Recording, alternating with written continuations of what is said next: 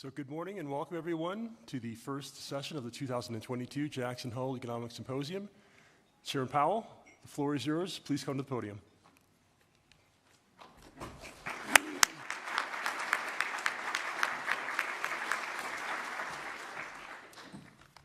Thank you, Peter, and good morning, everyone.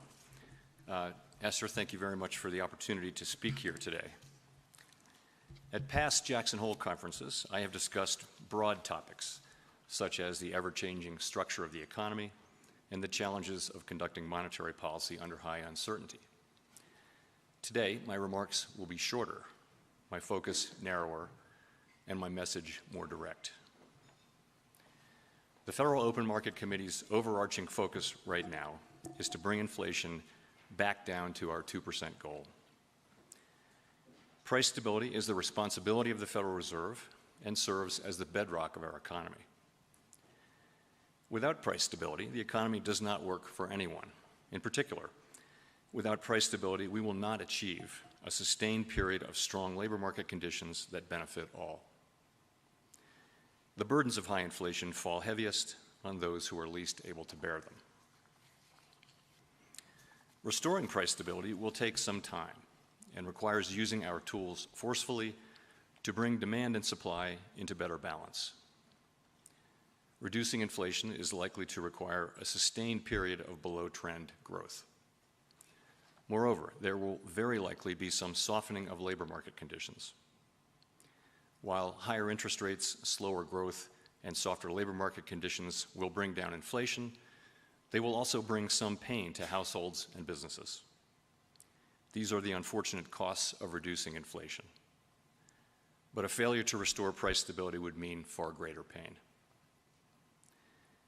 The U.S. economy is clearly slowing from the historically high growth rates of 2021, which reflected the reopening of the economy following the pandemic recession. While the latest economic data have been mixed, in my view, our economy continues to show strong underlying momentum. The labor market is particularly strong, but it is clearly out of balance, with demand for workers substantially exceeding the supply of available workers. Inflation is running well above 2%, and high inflation has continued to spread through the economy. While the lower inflation readings for July are certainly welcome, a single month's improvement falls far short of what the committee will need to see before we are confident that inflation is moving down. So, we are moving our policy stance purposefully to a level that will be sufficiently restrictive to return inflation to 2%. At our most recent meeting in July, the FOMC raised the target range for the federal funds rate to 2.25% to 2.5%, which is in the summary of economic projections range of estimates of where the federal funds rate is projected to settle in the longer run. In current circumstances, with inflation running far above 2% and the labor market extremely tight, estimates of longer run neutral are not a place to pause or stop.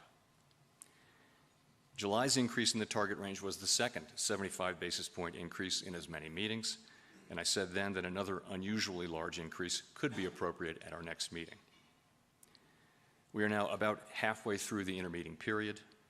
Our decision at the September meeting will depend on the totality of the incoming data and the evolving outlook. At some point, as the stance of monetary policy tightens further, it likely will become appropriate to slow the pace of increases. Restoring price stability will likely require maintaining a restrictive policy stance for some time. The historical record cautions strongly against prematurely loosening policy. Committee participants' most recent individual projections from the June SEP showed the median federal funds rate running slightly below 4% through the end of 2023. Participants will update their projections at the September meeting. Our monetary policy deliberations and decisions build on what we've learned about inflation dynamics, both from the high and volatile inflation of the 1970s and 1980s, and from the low and stable inflation of the last quarter century. And in particular, we're drawing on three important lessons that I'll highlight. The first lesson is that central banks can and should take responsibility for delivering low and stable inflation. It may seem strange now that central bankers and others once needed convincing on these two fronts. But as former Chairman Ben Bernanke has shown, both propositions were widely questioned during the Great Inflation period. Today, we regard these questions as settled. Our responsibility to deliver price stability is unconditional.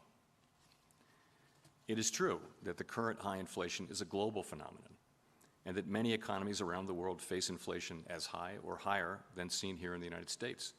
It's also true, in my view, that the current high inflation in the United States is the product of strong demand and constrained supply, and that the Fed's tools work principally on aggregate demand. None of this diminishes the Federal Reserve's responsibility to carry out our assigned task of achieving price stability.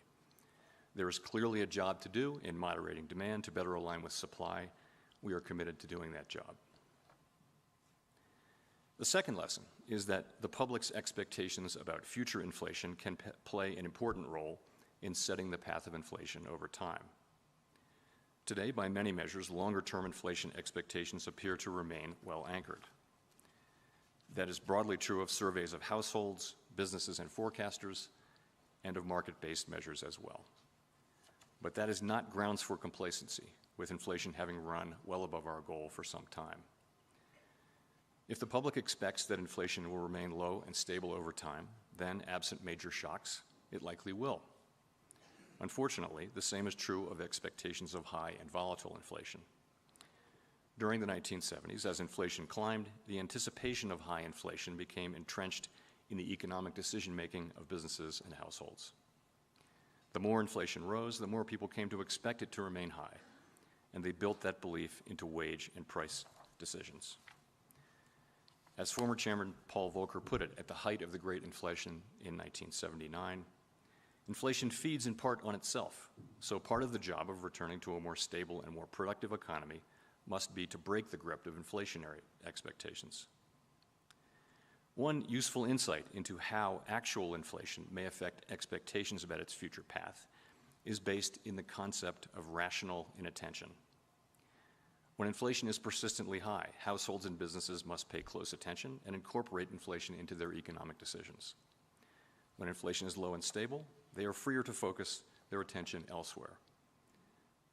Former Chairman Alan Greenspan put it this way: for all practical purposes, price stability means that expected changes in the average price level are small enough and gradual enough that they do not materially enter business and household financial decisions. Of course, inflation has just about everyone's attention right now, which highlights a particular risk today. The longer the current bout of high inflation continues, the greater the chance that expectations of higher inflation will become entrenched. And that brings me to the third lesson, which is that we must keep at it until the job is done. History shows that the employment costs of bringing down inflation are likely to increase with delay, as high inflation becomes more entrenched in wage and price setting. The successful Volcker disinflation of the early 1980s followed multiple failed attempts to lower inflation over the previous 15 years. A lengthy period of very restrictive monetary policy was ultimately needed to stem high inflation and to start the process of getting inflation down to the low and stable levels that were the norm until the spring of last year. Our aim is to avoid that outcome by acting with resolve now. So, these lessons are guiding us as we use our tools to bring inflation down. We are taking forceful and rapid steps to moderate demand so that it comes into better alignment with supply and to keep inflation expectations anchored. We will keep at it until we're confident the job is done.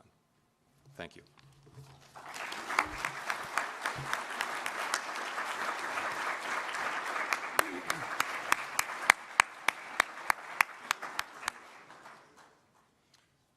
Thank you, Chairman Powell. Our first session of the day is reassessing economic constraints, maximum employment. We will hear first from Nicola Fuchs-Sunde